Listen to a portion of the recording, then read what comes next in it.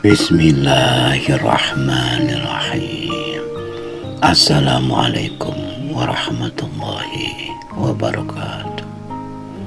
Wahai anak-anakku, wahai murid-muridku yang senantiasa dirahmati oleh Allah Subhanahu wa Ta'ala, marilah kita lanjutkan ngaji kita, ngaji belajar urip.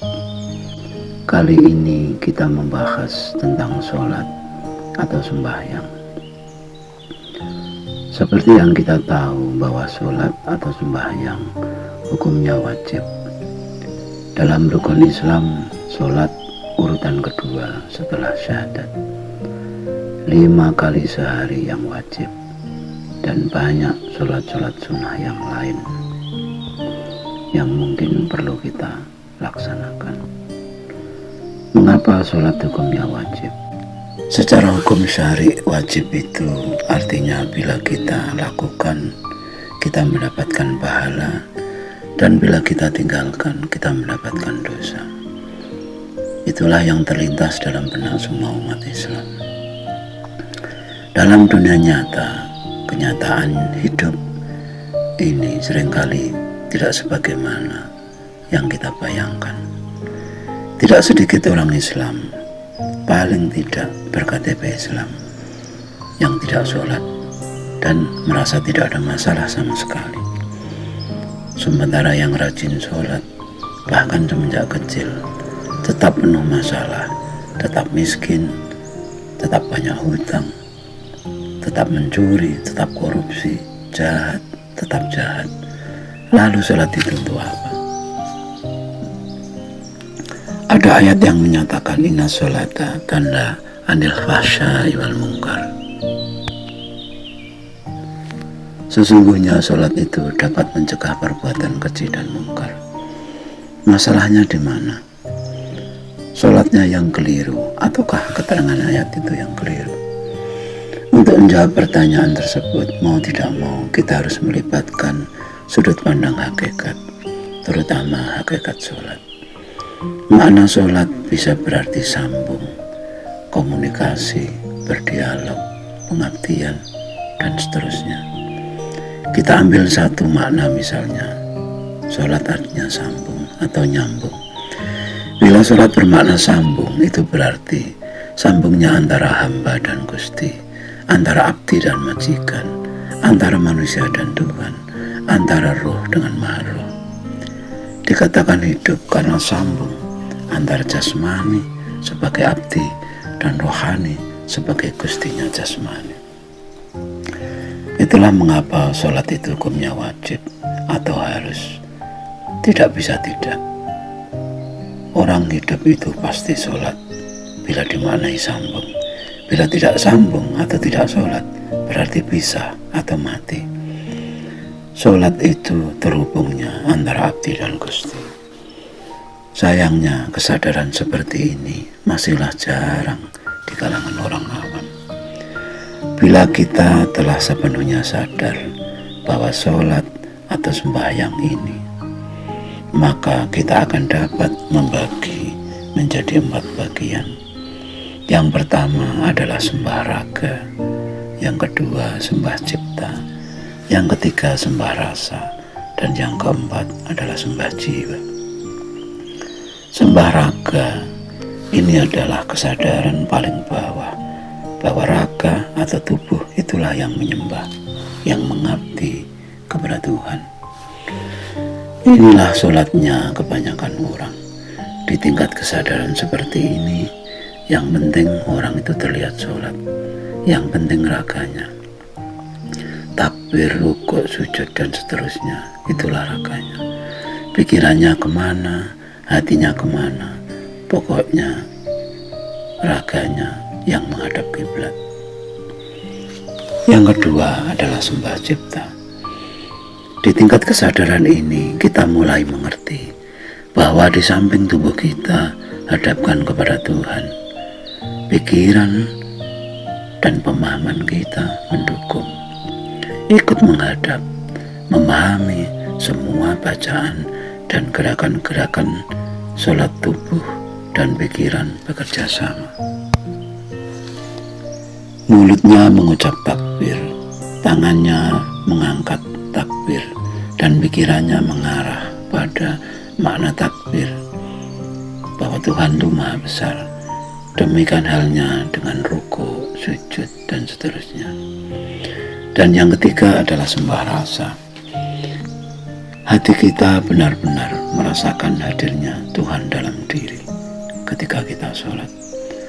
Lisannya mengucapkan Allahu Akbar, tangannya mengangkat takbir, pikirannya memahami makna kebesarannya, dan hatinya benar-benar merasakan kebesarannya, hingga dapat merasakan betapa kecil dan lemahnya kita sebagai manusia, kita sebagai hamba. Tidak heran bila kita bisa sholat di level ini, kita tenggelam dalam suasana pengabdian yang sebenarnya, khusyuk menghadapkan pikiran dan hati kita kepada Yang Maha Kuasa. Yang keempat adalah sembah jiwa. Inilah tingkatan terakhir, inilah sholat daim. Kesadaran terhubungnya secara langsung antara jiwa dengan Yang Maha Jiwa. Sebagaimana kita tahu bahwa jiwa adalah Tuhannya raga, sedangkan Tuhannya jiwa adalah Yang Maha Jiwa. Di tingkat kesadaran seperti ini, semua gerak raga adalah gerak jiwa sepenuhnya. Duduk, berdiri, berbaring, berjalan, bekerja, dan bahkan tidur. Seakan-akan raganya telah tiada. Inilah yang dikatakan makom fana, atau hancur, atau hilangnya raga. Inilah makom bako, makom abadi. Inilah yang dikatakan la maujuda illallah. Tiada yang maujud selain Allah, hanya Allah. Semua ucap, semua gerak, hanyalah Allah Subhanahu wa ta'ala semata-mata. Sholat sembah jiwa ini sudah tidak ada kaitan aturan-aturan sebagaimana sholat pada umumnya, sebab semua gerak, semua ucap, bahkan semua tarikan nafas dan kedipan mata adalah sholat. Inilah hakikat sholat yang sebenarnya, dan ini juga yang dikatakan bahwa sholat itu dapat mencegah perbuatan keji dan mungkar. Anak-anakku, murid-muridku, kita sudah semestinya sadar bahwa tidaklah mudah memahami semua tingkatan sholat itu, apalagi menjalankannya. Sebab kita hidup di dunia ini terlalu banyak hiasan-hiasan duniawi, belum lagi latar belakang keluarga kita. Bila kita lahir dan tumbuh berkembang hingga besar di keluarga yang kurang agamis atau tidak terlalu mementingkan sholat, tentu saja sholat itu adalah sesuatu hal yang asing atau yang aneh. Dan lalu bagaimana dengan kita yang sadarnya belakangan? Setelah merasa sudah tua dan ketakutan, kita baru sadar dan belajar sholat. Pepatah mengatakan lebih baik terlambat daripada tidak sama sekali. Yakinlah Tuhan Maha Tahu dan Maha Adil. Tidak ada kesadaran yang sia-sia, tidak ada keimanan yang sia-sia. Apakah kita termasuk orang yang bangga bila dianggap rajin ibadah, khusus sholatnya, atau rajin jamaah? Bila iya, tanyakan pada diri sendiri, sholat kita di level yang mana? Sholat raga, ataukah sholat cipta, ataukah sholat rasa, atau bahkan sholat jiwa? Kebanggaan kita terhadap sholat kita atau ibadah kita adalah pertanda bahwa kita belum mengerti bahwa ibadah kita tidak akan dapat menjamin kita untuk masuk surga. Hanyalah keikhlasan yang menjadi nilai lebih dari semua ibadah kita. Itu artinya bila kita memang ibadah, itu telah kita jalankan, jalanilah dengan ikhlas. pasti kita akan memperoleh ketenangan atau kedamaian. Paling tidak itulah surga untuk kita sementara. Akan tetapi kita juga harus sadar bahwa bila sholat adalah simbol pengabdian, maka tidak ada pengabdian tanpa pengorbanan. Fasholli li rabbika wanhar, sholatlah kepada Tuhanmu dan berkorbanlah. Dan sudah barang tentu pengorbanan identik dengan rugi, identik dengan tidak enak. Ger anak-anakku, murid-muridku, saran Eyang kepada kalian, lakukanlah apa yang menjadi kewajiban kalian sebagai abdi. Tidak peduli di level mana sholat kita, teruslah berjalan dan belajar. Perbaikilah apa yang perlu diperbaiki.